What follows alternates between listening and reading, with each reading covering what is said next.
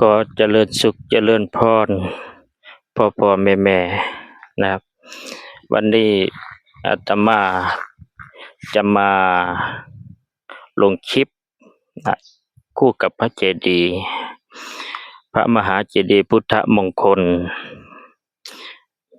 วันนี้จะมาพาพ่อแม่โยมพ่อโยมแม่พี่น้องๆมาเที่ยวชมพระมหาเจดีย์เป็นเจดีย์ที่อยู่ข้างหลังอาตมานะอาตมาอยู่ข้างหลังอาตมาก็เชิญชวนโยมพ่อโยมแม่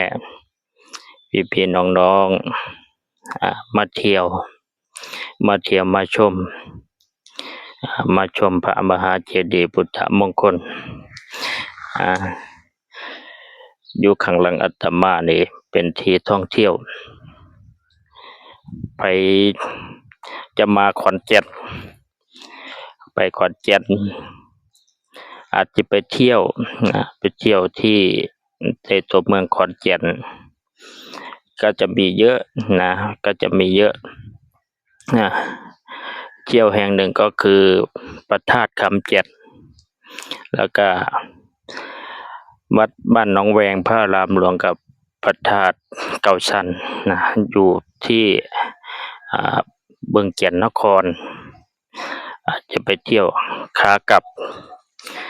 บแวะมาที่อำเภอโนนศิลาเข้ามาที่วัดสว่างน้ำใสบ้านบางยาวตำบลบ้านหันอำเภอโนนศิลาจังหวัดขอนแก่นมาเที่ยวพระธาตุพระมหาเจดีย์พุทธมงคลนะอยู่ข้างหลังอาตมา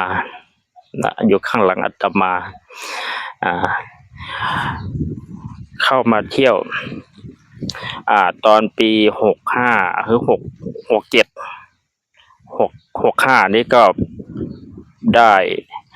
สมโภชหรือฉลองพระมหาเจดีย์ไปแล้วปี67ก็ได้อัญเชิญพระสารีริกธาตุเข้ามาบรรจุให้คนกราบไหว้ก็ขอเรียนเชิญผู้ที่มาเที่ยวในขอนแก่นที่นี้ก็เป็นเจดีย์ทองเจดีย์สีทอง